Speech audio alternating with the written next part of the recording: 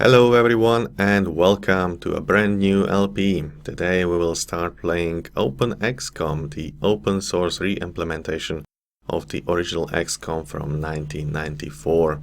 And we will be playing something called Hawaii Challenge, but more about that a little bit later. Now, in the first episode, or in episode number 0, I usually show you how to install the game and the intro to the game as well. However, we have seen the intro in the previous LP, and the installation is pretty much covered on YouTube by other YouTubers like Ivan Dogovic, for example. The link to his video will be in the description below. So what I will show you in this short episode is the configuration I'm using and the mods I have installed as well. So let's go ahead and do that.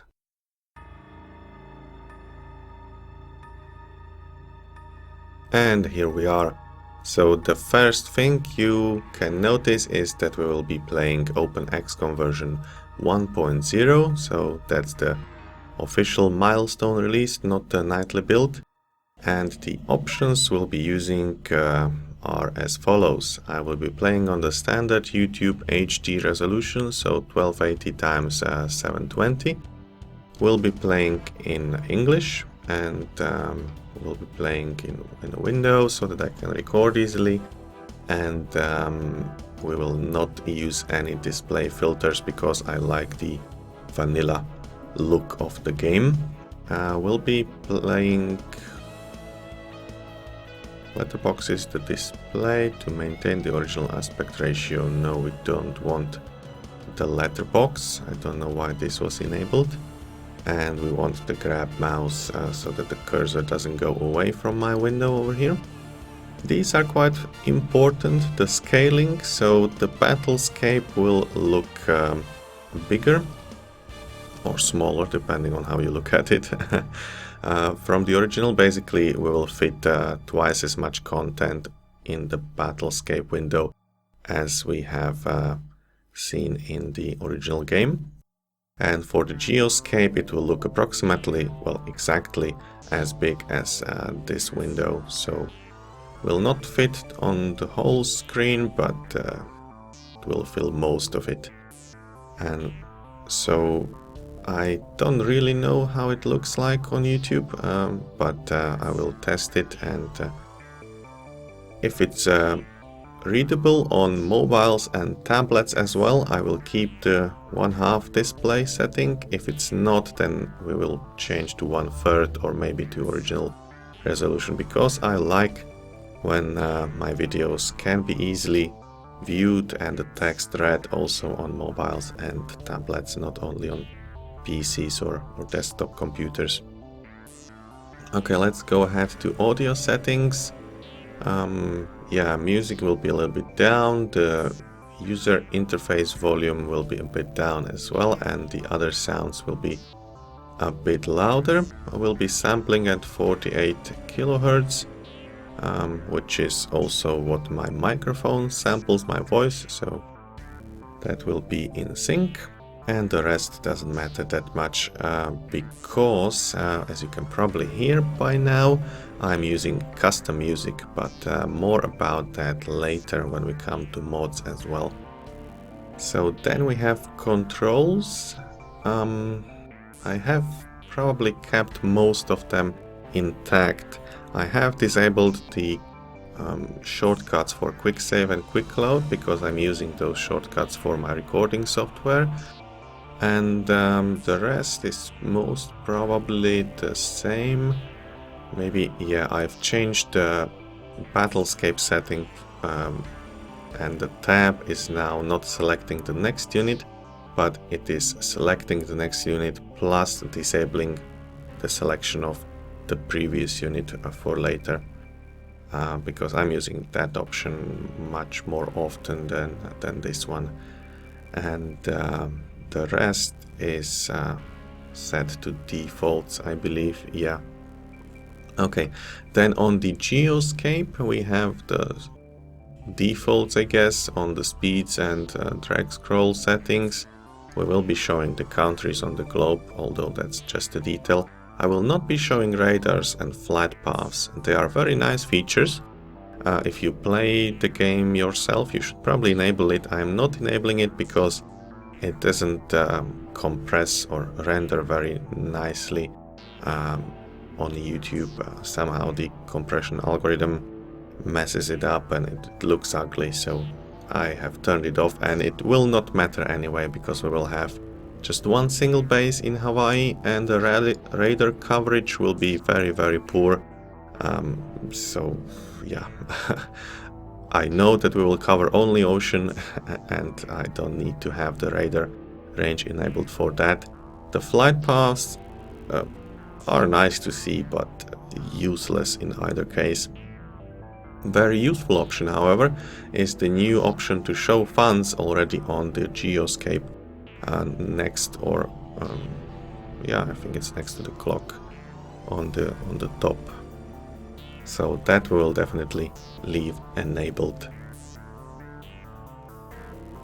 Now for the Battlescape settings, I think the upper part is more or less default. I haven't changed this.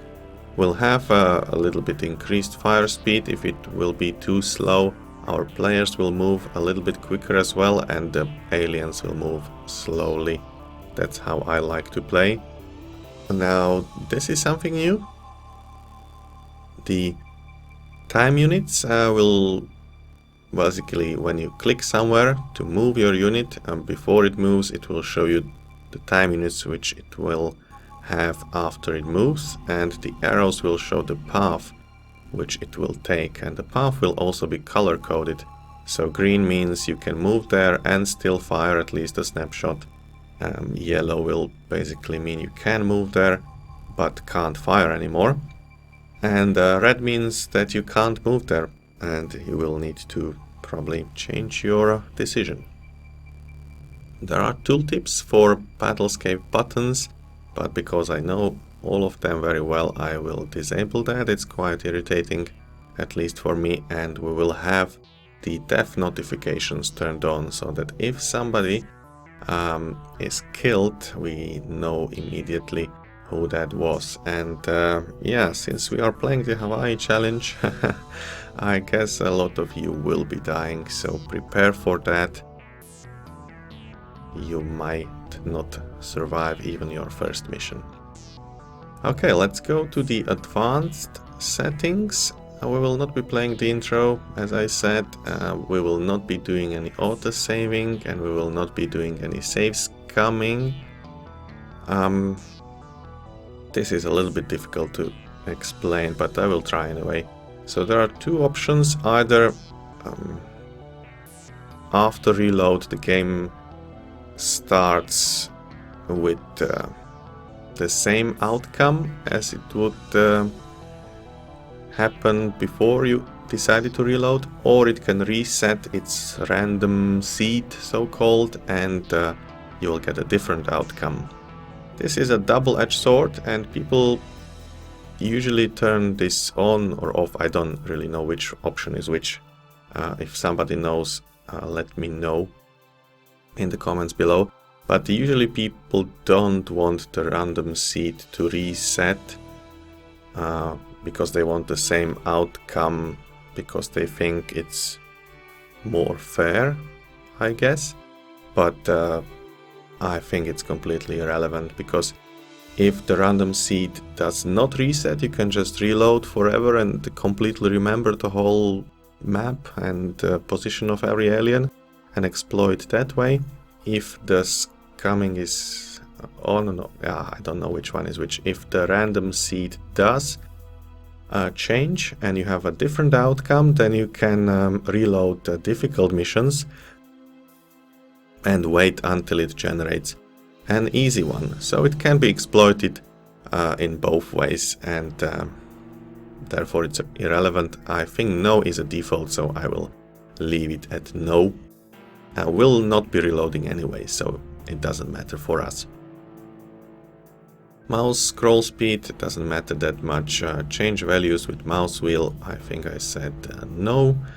Maximize info screens, no. FPS limit for recording is 60 frames per second, that should be more than enough. Invert drag scrolling, we don't want that. Aggressive retaliations. UFOs will attempt to detect your bases at all times regardless their mission parameters. No, because that would be changed to the original. I will play more or less with the original vanilla settings with a small change here and there to make it a bit more fresh but still true to the original. So custom initial base, yes, we will do that because it's just stupid that you can't do that. You can do that with all the other bases but not with your initial base. So we will enable that. I would do that anyway, just manually, with rebuilding hangars and so on. It's just irritating and it doesn't make much a difference money-wise. Allow building queue, no, because the original game couldn't do it either. Force craft launch. Now this would be a very nice setting, and I recommend to turn it on if you play the game. However, it's not turned on or available in the original, so I will keep it like that. It will be a more challenge and you'll need to do much more careful planning. Storage limits for recovered items. This is set to no by default because that was probably one of the most irritating features of the original game. So there will be no storage limits.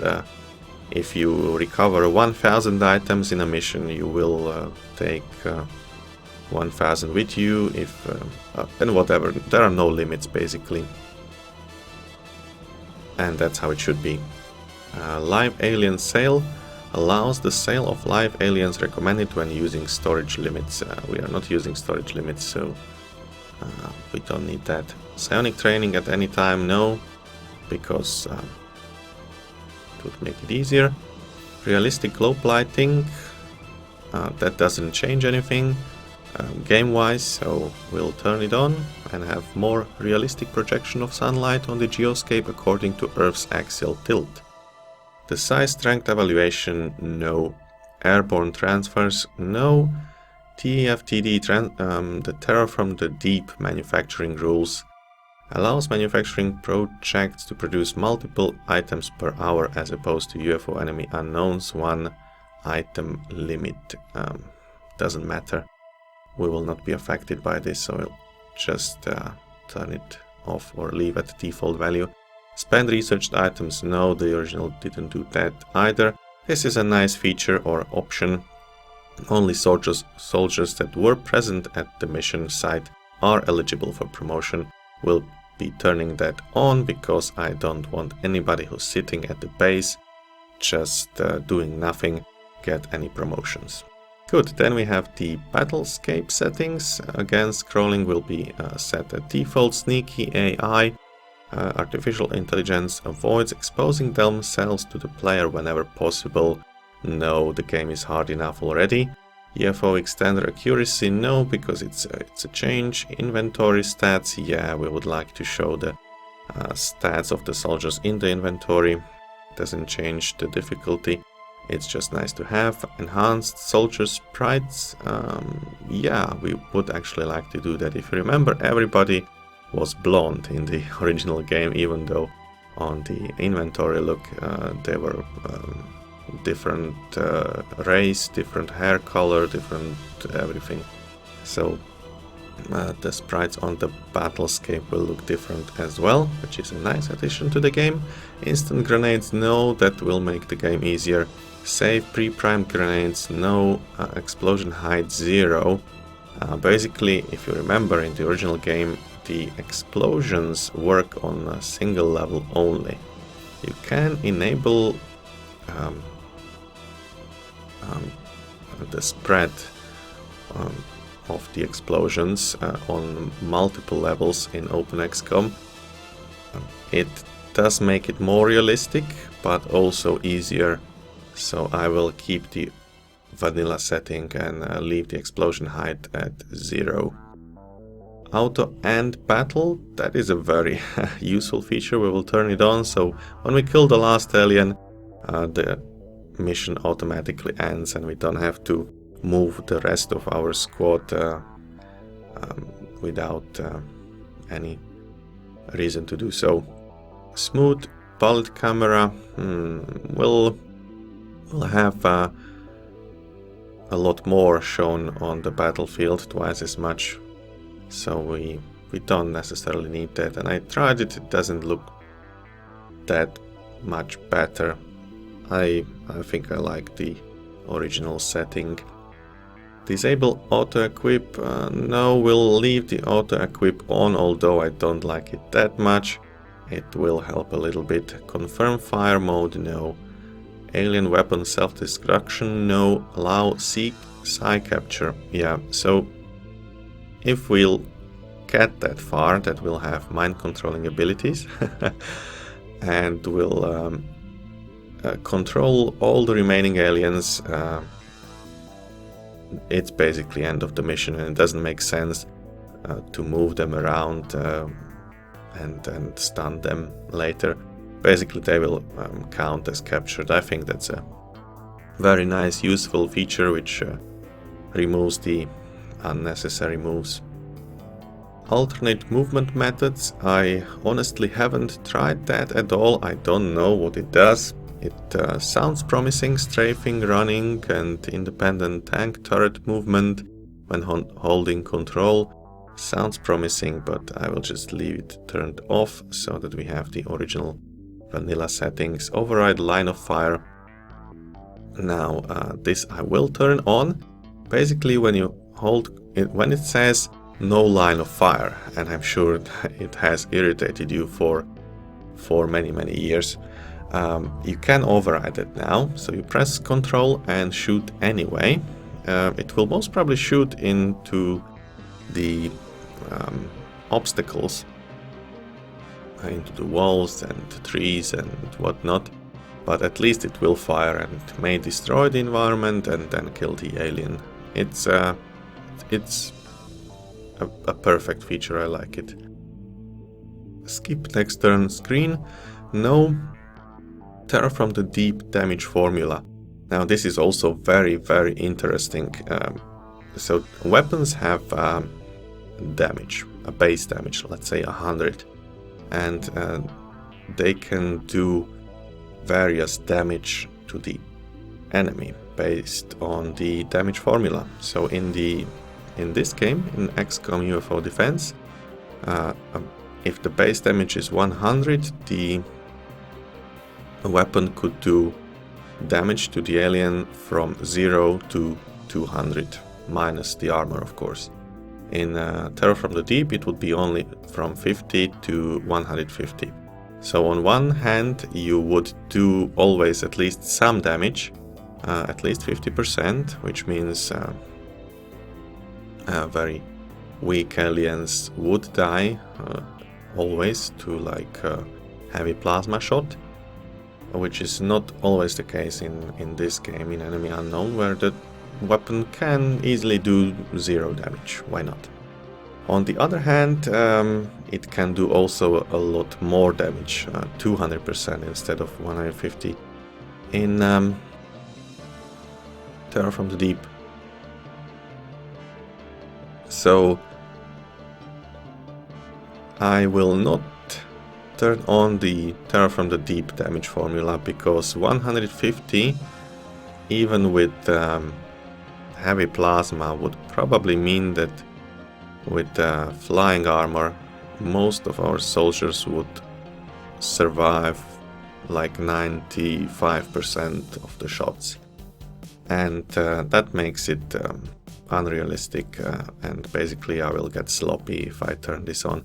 So I will leave it be, so that the weapons can do 200% damage and can kill easily our soldiers, even in the best armor, in one shot.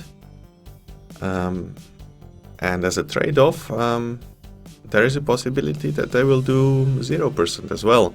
So even a rookie without any armor could survive a hit with heavy plasma.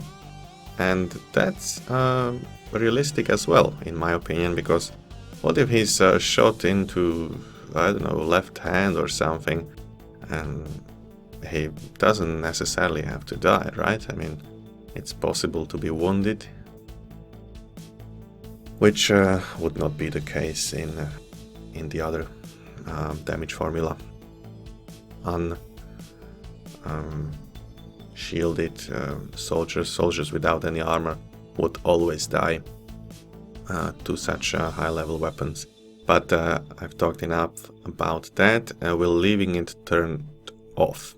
Suppress panic messages for aliens. No, I want to see when they panic and scream. And then the last setting, alien bleeding,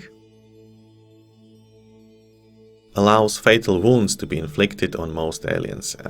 That will not make the game easier or harder. It's a nice to have feature, and I always wanted them to bleed. It seems only fair, because we can bleed. They should have the ability to bleed as well, even bleed to death.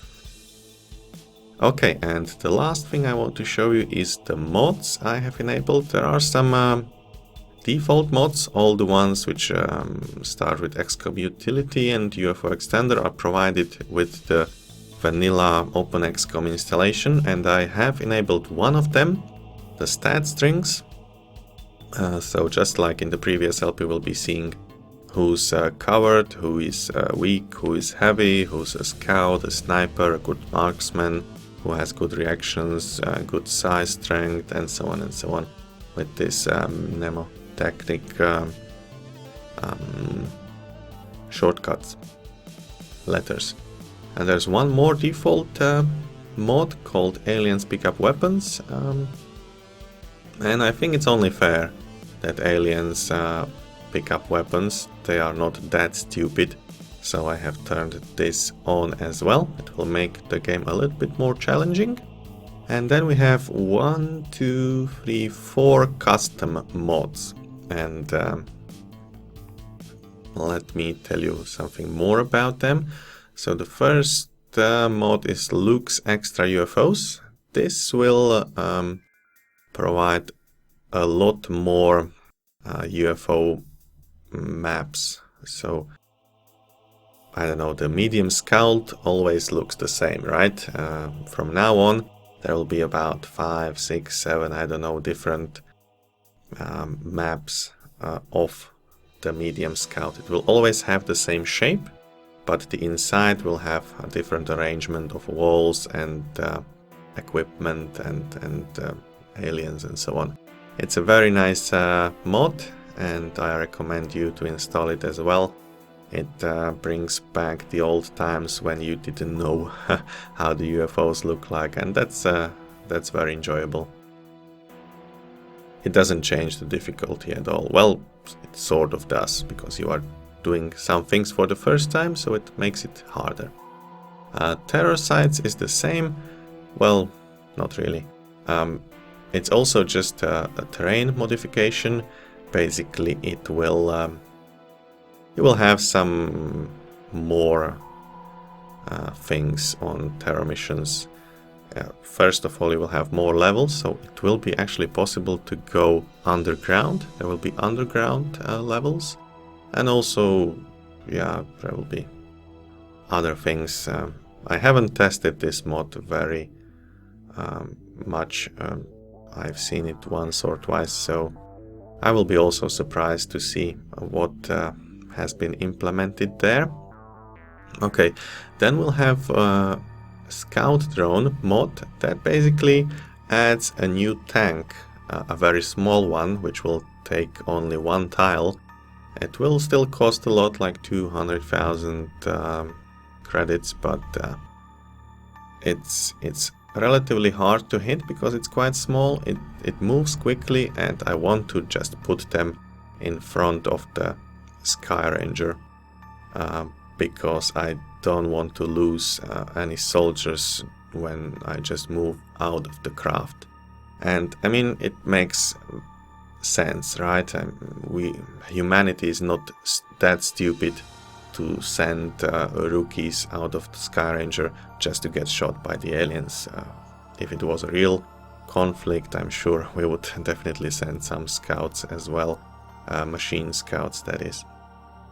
So I'll be using that. I'll always try to have at least 1, maybe 2 scout drones on a Skyranger at any time.